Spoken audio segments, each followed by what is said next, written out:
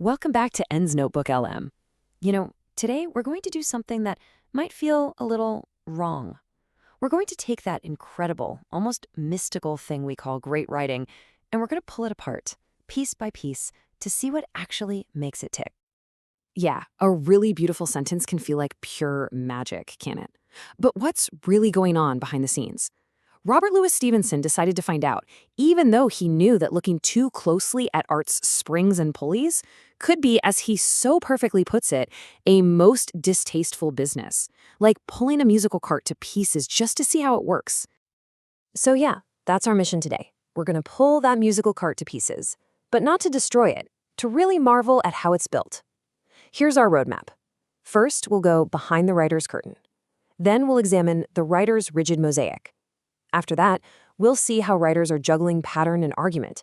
Listen for the music of prose, and finally, tune in to the hidden melody of letters. All right, let's dive into part one. This really gets to the heart of it, right? When we talk about a writer's style, are we talking about some unknowable mystical gift? Or is it a craft, a set of technical skills that we can actually break down and understand? Stevenson himself kind of warns us that looking too closely can be disenchanting. You see the gears and the levers and maybe the illusion is gone. But he also suggests that great art isn't like a cheap magic trick. When you look closer at the real deal, you don't find disappointment, you find something even more incredible, a deeper beauty. So it's a risk we're going to take. Okay, on to section 2, the fundamental building blocks. So where does a writer even start? Well, according to Stevenson, it all begins with the most basic and maybe the most challenging part of the whole process, the words themselves. Just think about this metaphor for a second. A painter gets to mix fluid colors. A sculptor has soft clay.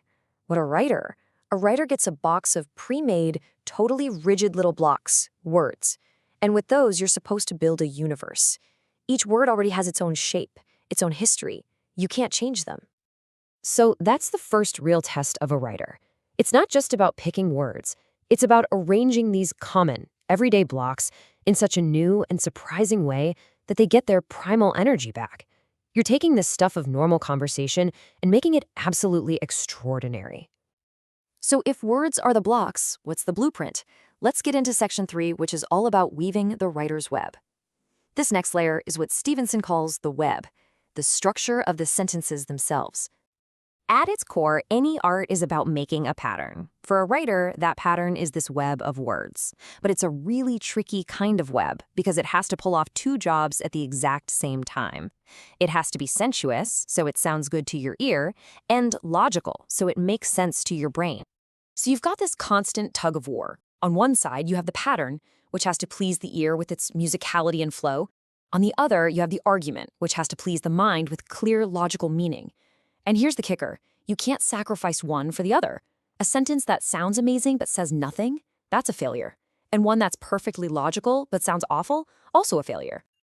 And this leads to my absolute favorite metaphor in the whole essay. He says, the writer is like a juggler. One orange is the beautiful pattern of sound. The other orange is the logical argument. And the magic, the real skill, is keeping both of those oranges in the air at all times. Neither can be dropped. And when a writer pulls that off, that's when we, the readers, just sit back in awe. But it gets even more complicated. For section 4, we're adding a third orange to the juggling act, rhythm. This isn't just about how one sentence sounds. It's about the forward momentum, the music that carries you, the reader, from one sentence to the next. Now, the rules for rhythm in prose are kind of tricky. It has to be rhythmical, but not metrical. That means it needs a beat, but not a predictable sing-songy one. The phrases have to keep changing their length and rhythm. The goal is to be, as he says, lawless and yet to please. You should never be able to tap your foot to it. If you can, the writer has failed. To make his point, Stevenson does something brilliant. He uses a line of poetry to explain prose. He takes this famous line from Milton. Now, if you took high school English, you were probably taught to read this in a very specific mechanical way. So the textbook way to read this is in 5 perfect beats. Da-dum, da-dum, da-dum. A simple pattern of 5. But that's not how we actually say it, is it? We naturally say it in 4 distinct groups. All night, the dreadless. Angel, unpursued. Stevenson's point is that the real music comes from the tension between that rigid 5-beat skeleton and the more natural 4-part way we speak it. That hidden complexity is the secret sauce. Okay, for our final section, we're zooming in to the most microscopic level possible. We've looked at words, sentences, and rhythm. Now let's talk about the hidden melody of the letters themselves. This is the idea that truly great writing is musical all the way down.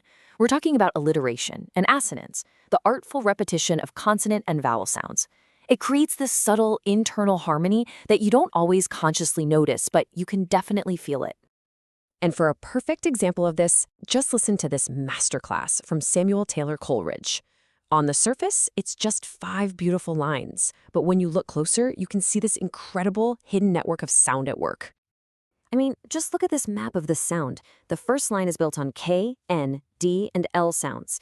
In the second line, D and L carry over, but S and R are introduced. By line 3, all those sounds are playing together. Then they're varied in line 4, and it all finally resolves in that last perfect phrase, down to a sunless sea. It's a literal symphony of letters. And that just puts it all into perspective, doesn't it? The sheer mind-boggling complexity.